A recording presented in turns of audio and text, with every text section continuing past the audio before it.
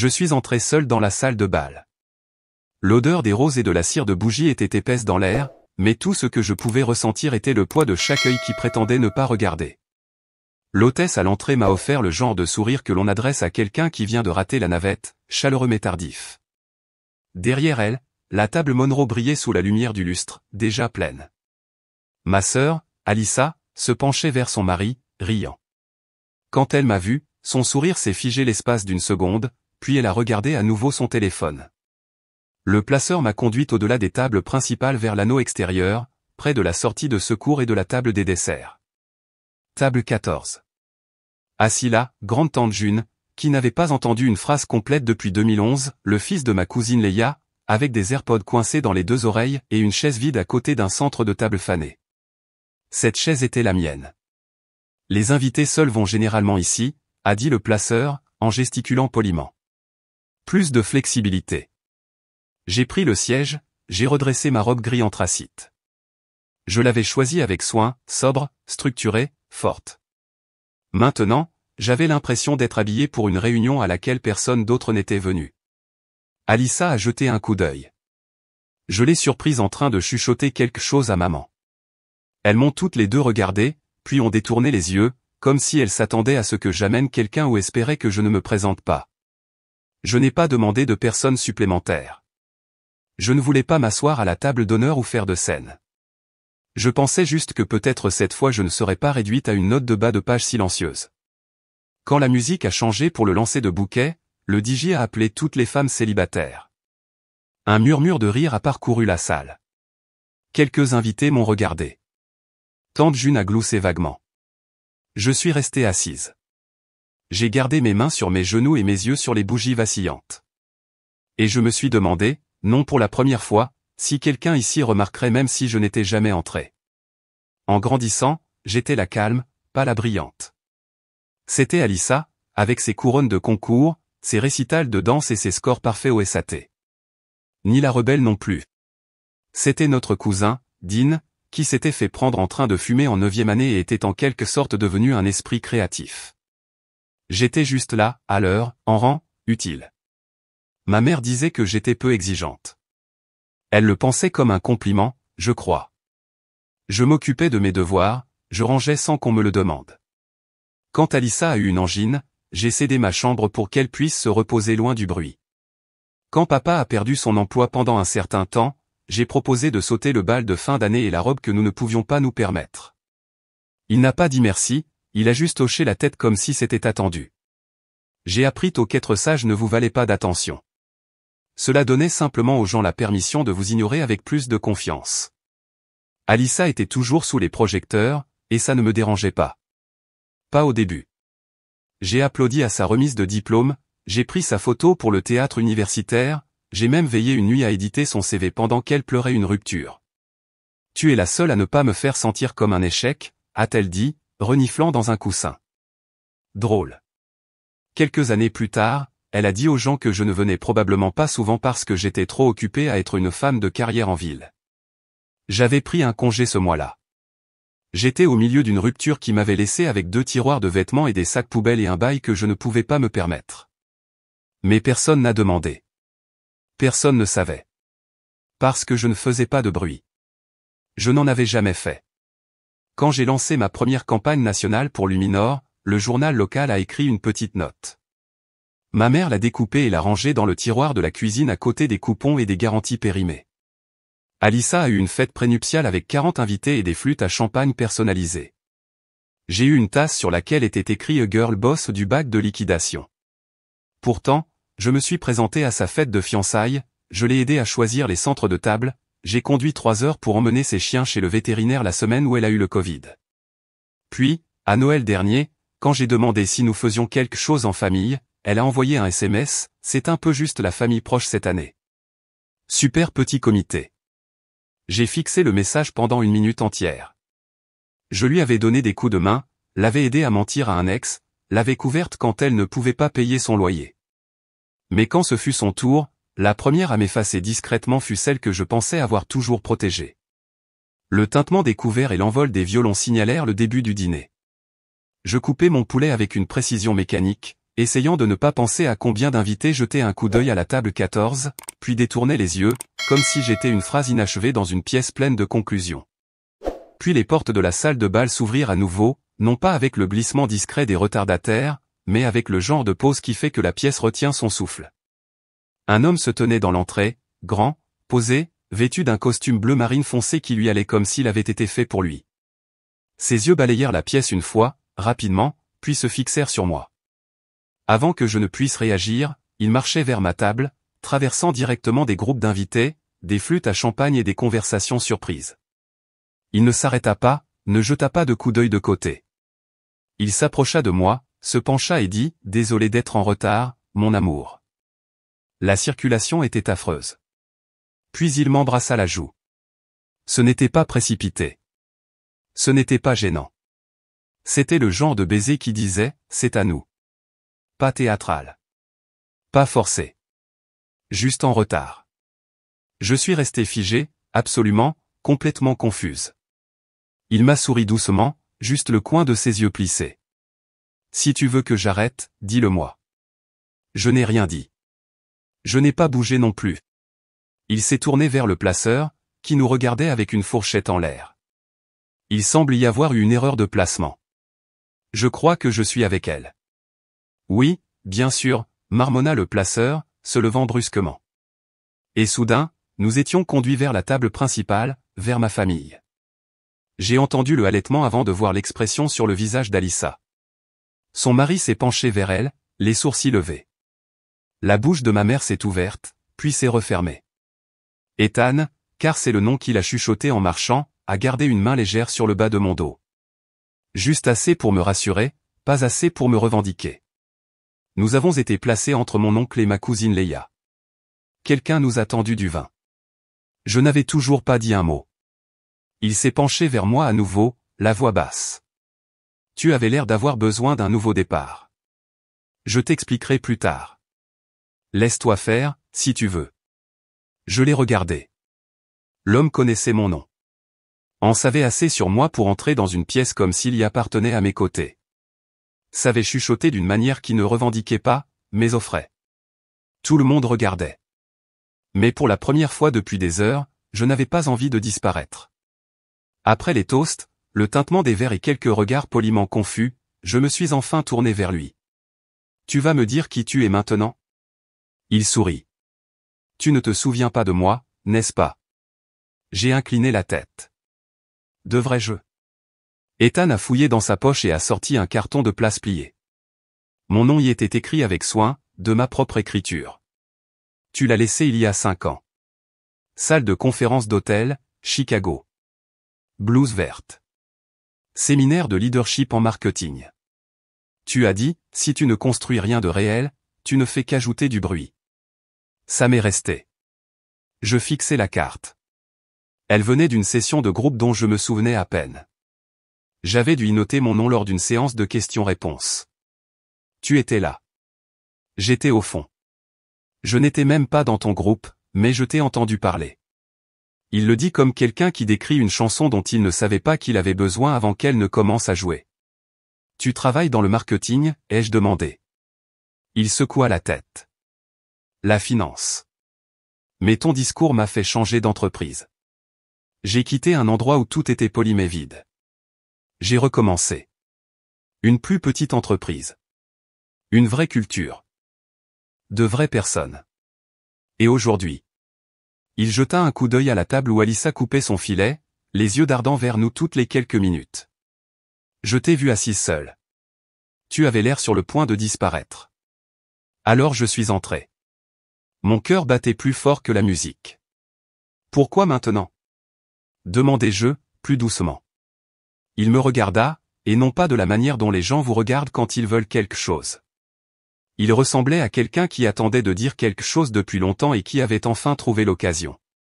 Parce que je te devais un moment. Le genre de moment que tu as un jour donné sans le savoir. Sans attache. Juste présent. J'ai cligné des yeux, regardé ma robe, la même que je n'avais presque pas portée parce qu'elle me semblait trop forte. Il a levé légèrement son verre vers la blouse verte. Je n'ai pas souri, pas pleinement, mais j'ai levé mon verre en retour. Pour la première fois de la soirée, mes mains n'étaient pas croisées sur mes genoux. Elles tenaient quelque chose de chaud. La musique a repris, entraînante maintenant. Les invités se sont dirigés vers la piste de danse. Ethan s'est penché, demandant doucement, on va prendre l'air? J'ai hoché la tête, et nous nous sommes glissés sur la terrasse, un de ces balcons d'hôtel qui s'étendent tout autour et donnent sur une ville qui ne se soucie pas de qui vous êtes. Le vent était vif. Il sentait l'hiver et les pauses cigarettes. J'ai expiré pour ce qui m'a semblé être la première fois de la nuit. Ça va? Demanda-t-il. Je crois que oui, dis-je. Je crois que j'attends que quelqu'un vienne me dire que j'exagère. Il rit. Eh bien, ils auraient tort. Le silence s'installa entre nous. Pas lourd, juste réel. Puis la porte s'entr'ouvrit en grinçant. Alyssa. Elle sortit avec cette grâce exercée qu'elle avait toujours, ses talons silencieux sur le béton. Sa robe chatoyait comme si elle avait encore 12 ans et qu'on lui disait toujours de sourire pour la caméra.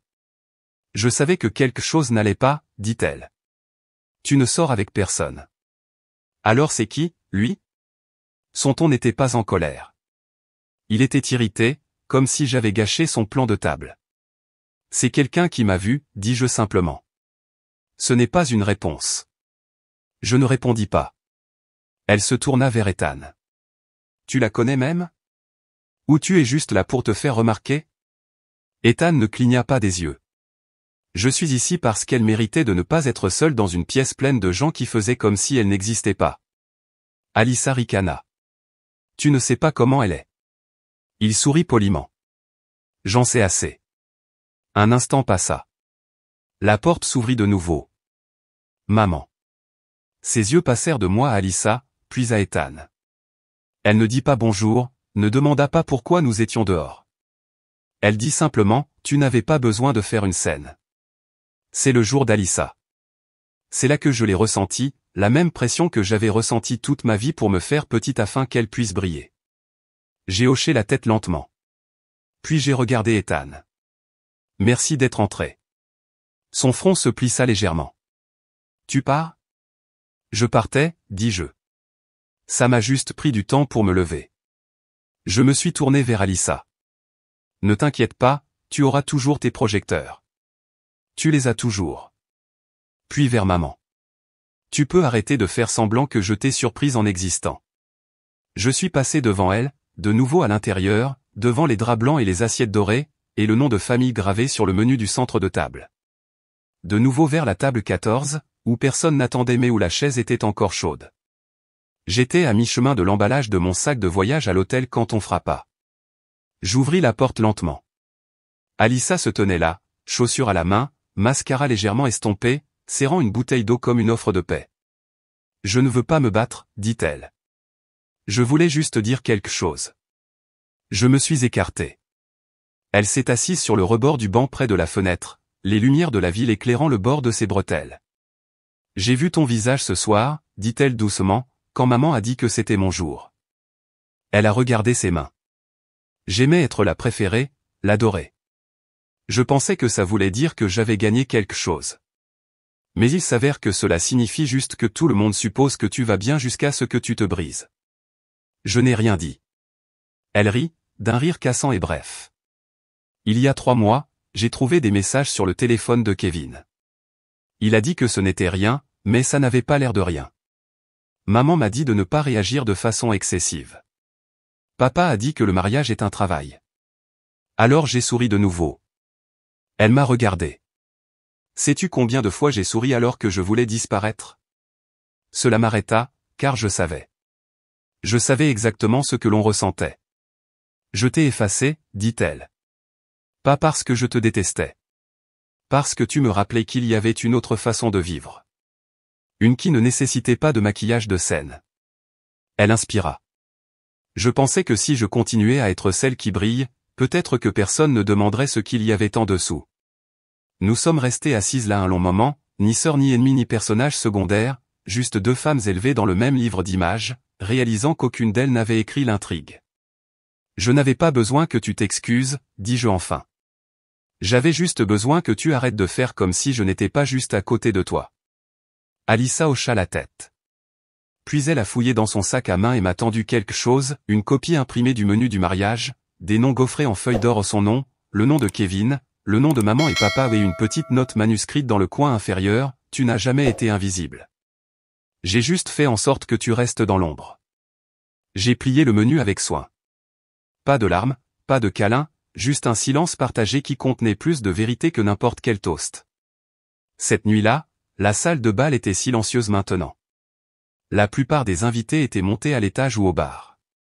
Le personnel se déplaçait comme des ombres, débarrassant les verres et pliant les serviettes en lin. Je me tenais près du jardin arrière de l'hôtel, où quelques guirlandes lumineuses scintillaient encore au-dessus. Mes talons pendaient de mes doigts. L'air sentait le romarin et le gel. Ethan apparut à mes côtés, 2 tasses de quelque chose de fumant à la main. Pas du vin, dit-il. Juste du cidre.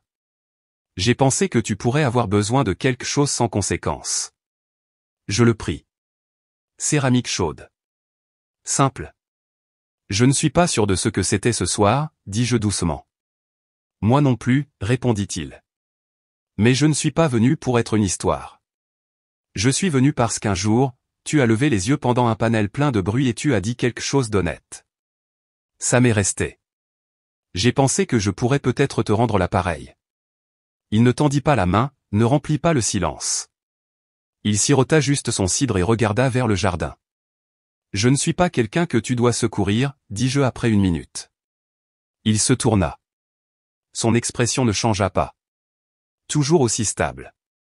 Je sais, dit-il. Je ne veux pas te secourir. Je veux marcher à tes côtés, si c'est quelque chose que tu me laisserais faire. Ce n'était pas une phrase toute faite. Ce n'était même pas un espoir. C'était une proposition. Je me suis assise sur le banc de pierre bas. Il est resté debout un instant, puis m'a rejointe. Ni proche, ni loin. Juste à côté de moi. Nous avons bu en silence. Le genre qui n'a pas besoin d'être rempli. Le genre qui dit, je te vois. Tu n'as pas besoin de sourire. Après un moment, il a dit, tu n'as pas à décider quoi que ce soit ce soir, mais si tu veux une place à côté de quelqu'un qui te respecte déjà, je continuerai à me présenter. Je n'ai pas répondu, mais je ne me suis pas levé non plus. Les guirlandes lumineuses bourdonnaient faiblement au-dessus, et pour la première fois depuis des années, j'ai réalisé que l'immobilité ne signifiait pas toujours être bloqué. Parfois, cela signifie que vous êtes suffisamment en sécurité pour arrêter de courir. 2 semaines plus tard, j'ai reçu un message de maman, nous faisons un brunch d'après-mariage chez nous. Très décontracté. Ce serait bien que tu passes. Pas d'excuses, pas de contexte. Juste un brunch. J'ai fixé l'écran, indifférente. Puis j'ai regardé le menu de mariage imprimé qu'Alyssa m'avait laissé, toujours plié, toujours glissé entre les pages de mon agenda. Une ligne en feuille d'or, table réservée à la famille Monroe. J'ai répondu, bien sûr, je viendrai. La maison n'avait pas changé. Le même canapé fleuri, les mêmes figurines en verre dans le placard, la même odeur de nettoyant au citron et de thym. Ils étaient déjà rassemblés autour de la longue table à manger, celle où je n'avais pas siégé depuis plus d'1 an. En entrant, quelques têtes se tournèrent. Alyssa sourit, un petit sourire, réel. Kevin hocha la tête. Mon père toussa légèrement, comme si l'air avait changé. Maman fit un vague geste, il y a de la place. Une chaise était vide. Pas dans un coin, pas à la table des enfants. Près du milieu. Je me suis dirigé vers elle et les tirer moi-même. Personne ne s'est précipité pour aider. Personne n'a fait de discours, mais personne ne s'est opposé non plus. Je me suis assise.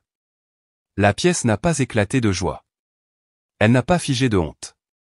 Elle s'est juste ajustée, comme si elle se souvenait qu'il y avait eu un espace, déséquilibré. Alyssa m'a passé le jus d'orange sans un mot. Je me suis servi. Pas de toast, pas de larmes, juste le bruit des fourchettes contre les assiettes. Mais de l'autre côté de la table, Ethan, oui, il était là à croiser mon regard. Il n'a pas fait de clin d'œil. Il n'a pas hoché la tête.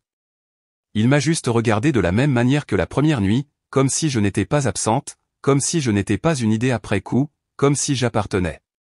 Et peut-être que je l'avais toujours été. Non pas parce qu'ils ont enfin fait de la place, mais parce que j'ai cessé d'attendre que quelqu'un d'autre tire la chaise. Je ne suis pas revenu pour être choisi.